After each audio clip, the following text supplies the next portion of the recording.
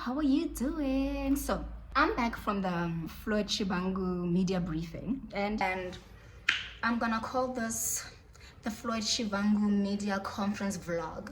I had expected for what it's gonna be reporter style and blah blah blah, but this is actually a vlog. And yeah, but if you're just interested in what happened at the media briefing, fast forward all the way to 14 minutes 11 seconds, and then you'll get my unpacking and my reporting and but in the beginning we're just gonna show you just the behind the scenes, what was happening there, you know.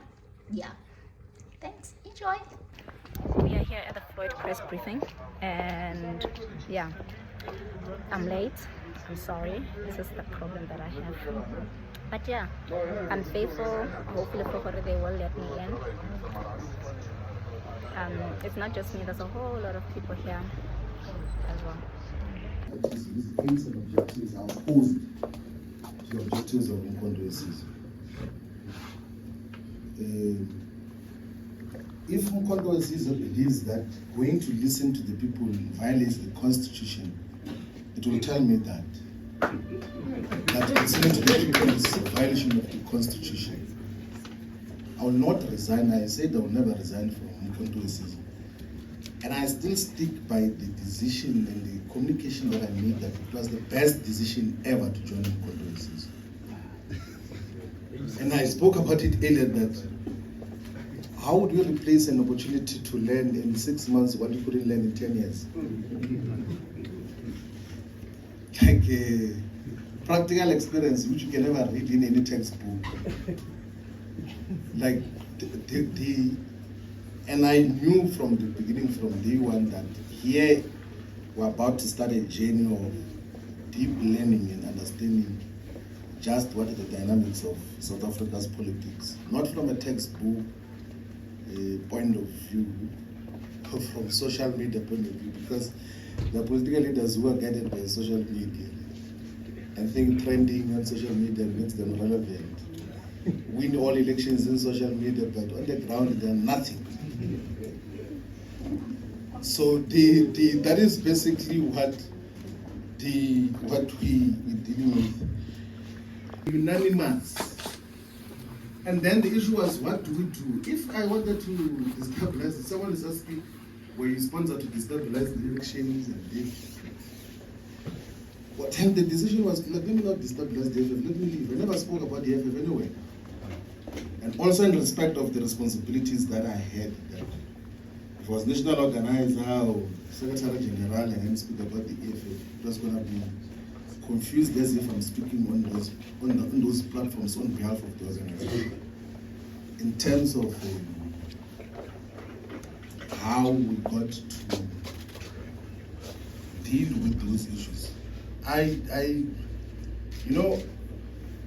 Part of, although there were dynamics, like part of the things which I used to appreciate about the EFF was that I knew that foundationally I came with the idea of founding the EFF. It's true. One of the things that used to give me a lot of joy was to see a lot of people whose lives would change, employed by the EFF as councillors, as members of parliament, as staff members, building homes for their parents, buy cars and everything else. I was like, I can't be part of establishing an organization that, at least from that point of view, is giving people sustainable livelihoods. That I will never do. I will never be engaged in such an activity. It's not in my character. I don't get involved in factionalism. I'm not, in the 10 years of the EFF, I've never sat in a meeting of a faction. But factions will sit even when we're going to the Congress that elected Marshall for the first time. They came with a list proposing someone else as Secretary General. I said, no, Marshall is going to the SG, and he became SG. I didn't sit in a meeting.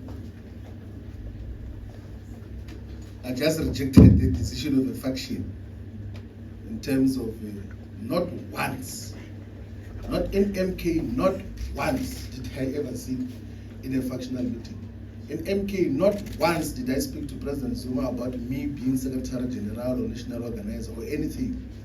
Not once did I go and speak to President Zuma and say, please don't remove me as SG, I'm the best and everything else. said, people can tell lies, you can take decisions on whatever you want to take decision on. It's not my character. I don't get involved in factionalism. I know how foolish factionalism can be. It turns people into zombies. They are unable to think in terms of how they process issues. And there is no one who can come out and say that I was in a meeting with Floyd to discuss names of people in a political party. I don't get involved in such discussions of. There are those closer to him who visited Morocco, were promised money, and then they came back and said MK must agree with Morocco's oppression of Western Sahara. Then when he realizes that they won't understand this, then he called me into the meeting. Then said to the Moroccan ambassador and political secretary that we are not going to agree with you. If we are going to have engagements with the Kingdom of Morocco, we must talk to the SADR here and the Polisario Front, which is the liberation movement fighting for the liberation of Western Sahara. And then we agreed on that principled positions. I wrote a letter on the 27th of March to the Polisario Front to say that the president will engage with you before he engages with Morocco, because it's now 50 years since the oppression got to happen over Western Sahara by Morocco. And you saw what happened. Immediately we were suspended. What is that? Not suspended, that thing of redeployed. Then the Moroccan government issued a statement which is undersigned by Mpho Morolane to say that Mpho Morolane supports its oppression over Western Sahara. No meeting to discuss that, no national high command, no officials. Someone just says, and the people who did that, it's those who went to Morocco. Like, that is basically the whole thing. Like, there's no, and in the official record, in the minutes of the National High Command, is that President Zuma is going to mediate a discussion between Western Sahara Liberation Forces and Morocco to find a settlement. It has been going in for a very long time. But after, immediately we leave, because they couldn't do that in our presence, obviously. They couldn't. Then they saw an opportunity that, yeah, now we're going to maybe press that jukebox or to sing for us. And then and you can see that statement, which is issued in the name of MK, is written by the Moroccan embassy here in South Africa, to impose a position on MK on the basis that there will be money exchanges. And that is what happens. Also, even with this, you remember when we did the press conference, Muslim Judicial Council. So part of this conference, they go to speak to the Muslim Judicial Council and say, please go and speak to President Zuma, say to him that he must remove the SJ, and that is the only basis we'll give money. And then they go there and say, and you know, they are complaining. They say in that church of Shepherd Bushir, there is 80 plus flags there. There's a flag of Israel as part of the flags. I didn't even see the flag myself. They say no, because it was in a church where there's a flag of Israel. It means it's against Israel. No, it's against Palestine. And that is going to cause us problems. So you must expel him so that we can give him condolences as a man.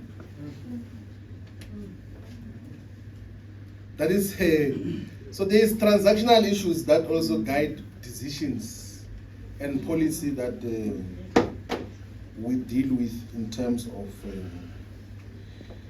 the whole issues. I wouldn't make a reference to Zondo, the judge. I have no respect for Zondo, zero.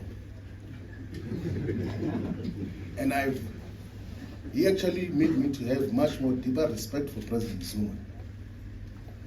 Like, I have no respect for that nonsense of state capture inquiry nonsense that happened. I got no regard, none whatsoever of this. It can't be my point of reference on anything. Like, even the whole decision to get President Zuma arrested was absolute rubbish. even that time as a deputy president of the EFF, I condemned that. I took international interviews and domestic. I even wrote articles publicly to condemn what Zondo did in terms of arresting of President Zuma. I will never make reference to that as a basis of anything else. He was used by the capitalist establishment to fight wrong battles. He was not a judge, he was just an instrument of capitalism and for wrong purposes in terms of what happens. We funding for what? When we don't have an organization, we're going to listen. We're in a listening session.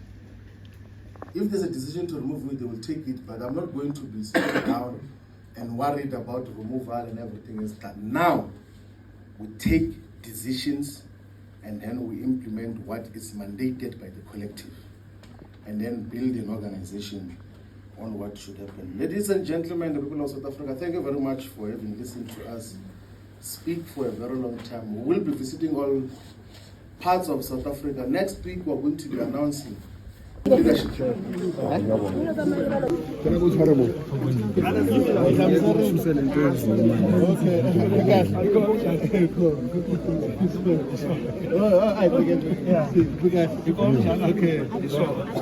Kuna mavoko man'wana la.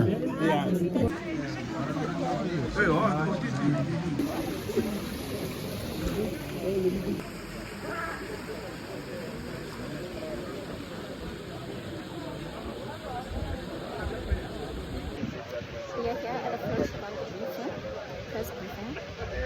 Mr. Shivambu unpacked a lot of issues. He asked a couple of questions. We'll address them at the end of the video. Unpack further. Person, then I blame that person. When we join organizations voluntarily, knowing that they are not perfect. It's like approaching a woman. You approach a woman with the hope that you are going to have a long-lasting relationship, and if it doesn't work out, it doesn't work out. It's part of life. It's the nature of how things unfold in life. So we can't be saying that he's been responsible in destroying the lives of many South Africans. We must take responsibility ourselves as individuals. Myself coming here, I took responsibility in my own personal capacity.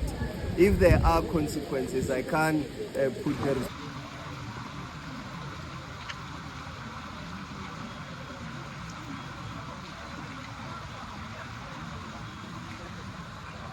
whatever we have to do to report the story, right? So we're here at the Floyd Shivambu press briefing. Mr. Shivambu assured the nation that he will not be resigning from the MK. He still maintains that the MK is the best, like it was the best decision that he has ever made. It does seem that there are between him and Julius, what should I call it? Irrevocable circumstance. I do not foresee them ever getting back together, for lack of a better term. He did mention that if the masses agree or want him to open a political party, he shall do so. They will not open a party just based on friendly relations, but he will open a party if there's a need and if the South African population drives him or advises that he should. Anything else that was notable? He said that he does not he is not hurt over being fired by a political party that does not have any power, when he was fired from the ANC, which had power at the time. So he will not be shaken by a political party that does not have any power. Yeah, that is all at the top of my head. I'll go back to my notes and report further on any notable info that we got from Mr. Shivambu.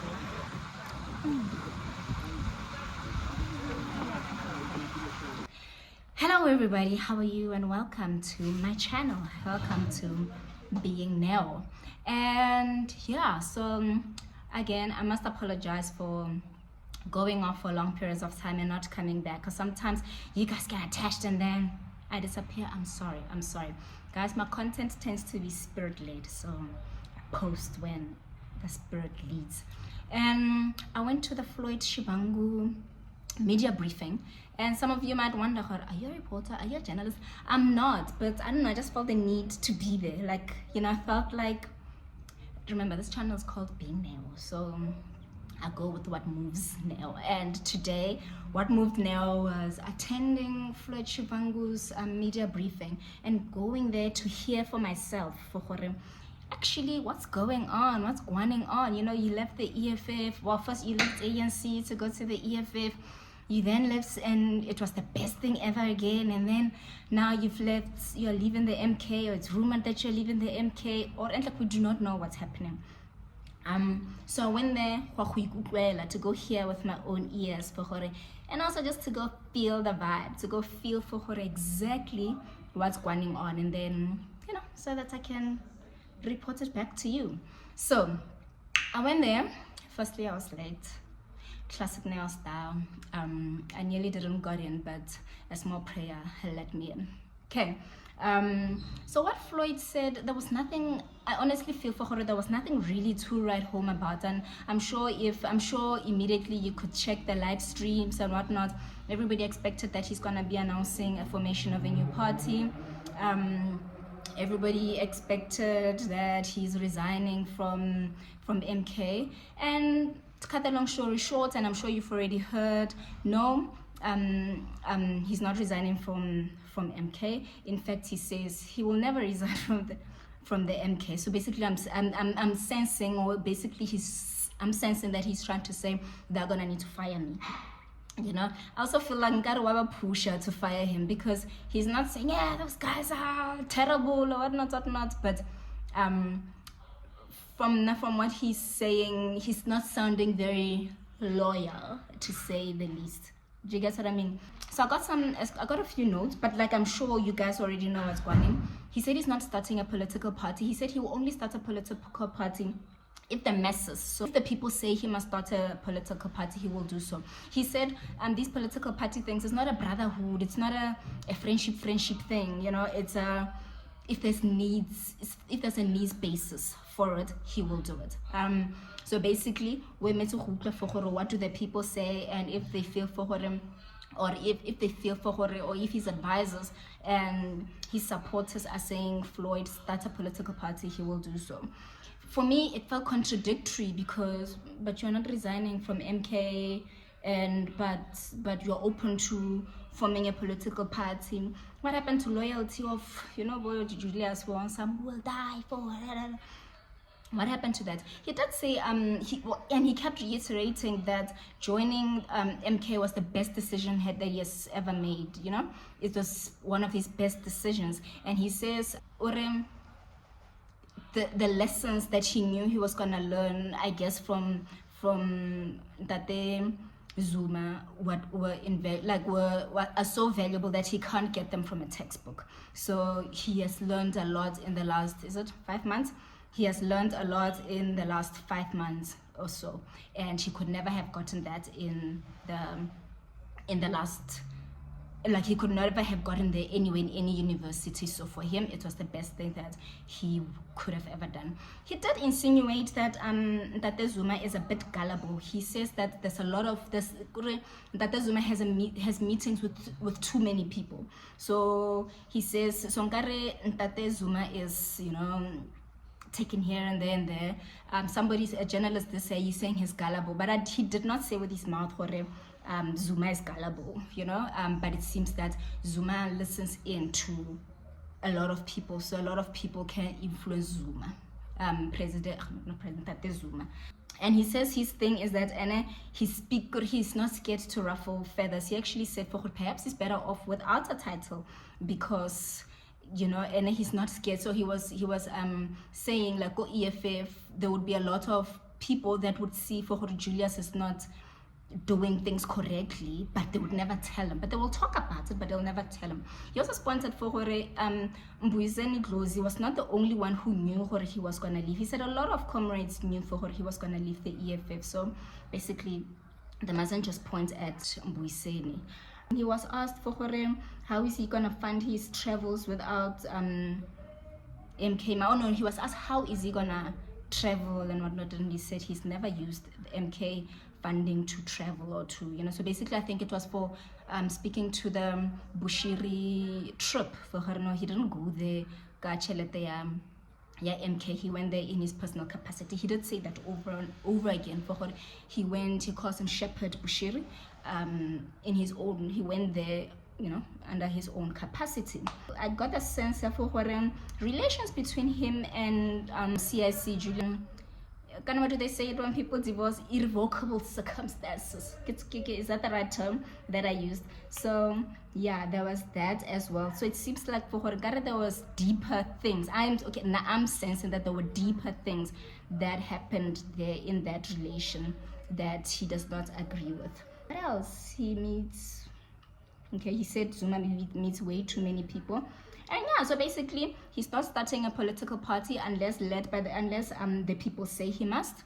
I personally, now this map, I personally do not think it is the right time for Floyd to start a new political party. Somebody did, one of the journalists did ask him for starting all these political parties. Doesn't that just further divide the black vote? And that's me. That is also my feeling for how many more political parties are we gonna have? We're just dividing the vote even further, you know. So I do not think that will be the right move for him. But anyway, the conference was the briefing was well attended. Yeah, but you know, he's not starting a party and he's not resigning from MK. I actually think he's basically saying they're gonna have to fire me. Oh, he did say for her, you know what, I've been fired from, you know, a powerful party, the ANC, or suspended from the ANC, so I'm not gonna be ruffled or scared or whatnot when I'm fired from a party with no power. So that was like what are you? So that's what I'm saying for her. I feel like he's actually nudging the MK to just fire him if they haven't already. I don't think they have. Yeah. So yeah, that's all. That's it. That happened at the Floyd briefing. At the Floyd media briefing. I must say, I had people asking me for her. Are you a reporter? Are you a journalist? No, I'm not a journalist. I was there independently so that I can bring you, you know, my perspective firsthand. But thanks for tuning in. Please like and subscribe and share. Somebody asked, but I didn't see that. Somebody asked them, I mean, he's here with an MK cap.